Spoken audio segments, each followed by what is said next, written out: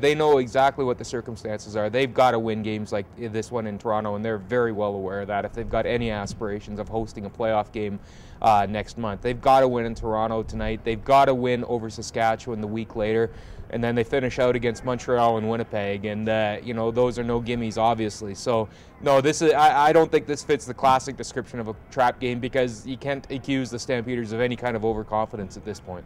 Do you see the Stamps bouncing back from a tough loss against BC? Well, the opposition certainly helps in that matter, and there are some positives that can be derived from that game. Obviously, special teams were great. Larry Taylor was terrific in that game. They showed some character in fighting back from an early 14-0 deficit. They were in a position to win the game in the fourth quarter, but there's where the positives kind of go out the window, because they were in a position and they didn't come through with that position. So that's the type of thing they have to do better, and it's been a constant bugaboo of this team for the last little while. Yes, it was better, but still not good enough. Some changes last week in the receiving core. What are we looking for against Toronto tonight? Well, there's a couple things at play here.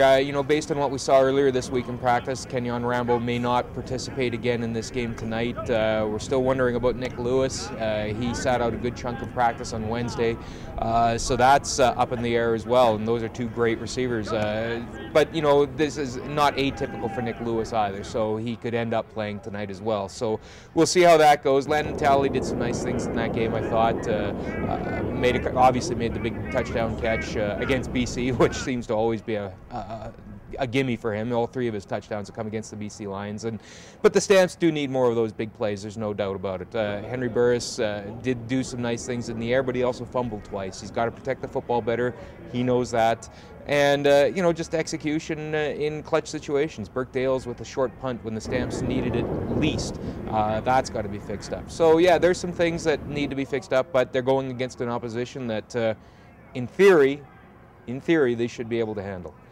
In theory, has nothing to lose, but now the players really have to play for their jobs next year. So we might see something out of Toronto tonight? Oh, I suspect they'll do some different things, and you never know what they're going to do on special teams. Michael Shea really has a deep bag of tricks that he likes to pull out, but at the end of the day, talent is talent, and there's just not enough of it there. Stephen Giles is just too inconsistent at this point in his career as a quarterback, and again, and I keep saying this, and maybe I'm going to be proven wrong at some point, but I still say the Stamps' talent matches up with anybody in the league, and I do believe it's superior to Toronto's.